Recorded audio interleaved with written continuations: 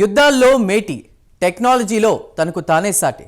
డబ్బుంది, భూమి ఉంది, కానీ ఆ దేశంలో అది అనుభవించడానికి జనమే లేకుండా పోతున్నారు.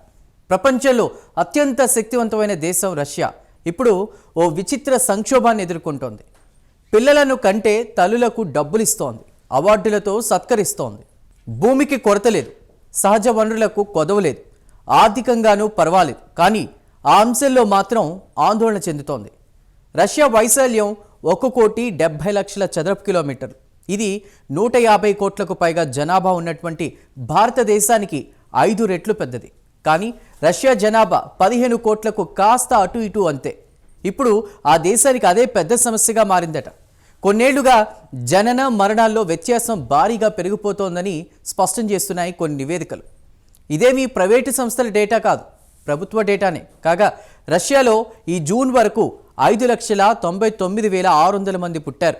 ఇది గతేడాది జూన్ కంటే కూడా 16,000 తక్కువ కావడం గమనార్హం. ఈ జూన్లో జననాలు 1,00,000 కూడా లేవట. ఇది 6% తగ్గుదలగా ఉందని చెప్తున్నారు.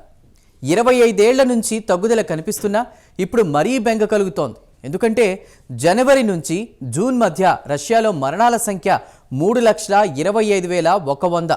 అయితే నిరుటి కంటే కూడా ఇవి 49,000 అధికం. ఇంకాస్త ఓటు ఏంటంటే రష్యాకు వలస వచ్చిన వారి జనాభా 20% కావడంతో జనాభా క్షీణత కాస్త ఆగింది. కాగా ఉక్రెయిన్తో 2.5 ఏళ్లుగా రష్యా యుద్ధం సాగిస్తోంది. ఇందులో భారీగా సైనికులు, ప్రజలు ప్రాణాలు కోల్పోయారు. ఇది కూడా జనన మరణాల్లో అంతరానికి కారణమని అంటున్నారు. యుద్ధంలో 15,000 మంది రష్యా సైనికులు చనిపోయారని కథనాలు వస్తున్నా రష్యా ఖండిస్తోంది. దీంతో రష్యాలోని కొందరు నిపుణులు ప్రత్యేక జనాభా ఆపరేషన్ చేపట్టాల్సిన అవసరం ఎంతైనా ఉందంటున్నారు. కాగా సోవియట్ యూనియన్ హయాంలో ఓ నిబంధన ఉండేది. ఎంత ఎక్కువ మంది పిల్లలు కంటే అంత ప్రోత్సాహకాలు ఇచ్చేవారు. రష్యా అధ్యక్షుడు పుతిన్ 2002లో దీన్ని పునరుద్ధరించారు.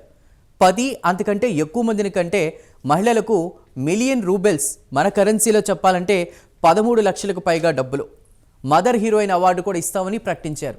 ఇప్పుడు దాన్ని కాస్త మార్చి మరొక రకంగా జనాభా ఆపరేషన్కు కసరత్తు చేస్తున్నారు. అన్నీ ఉన్నా అల్లుడి నోట్లో శనంటే ఇదేనేమో.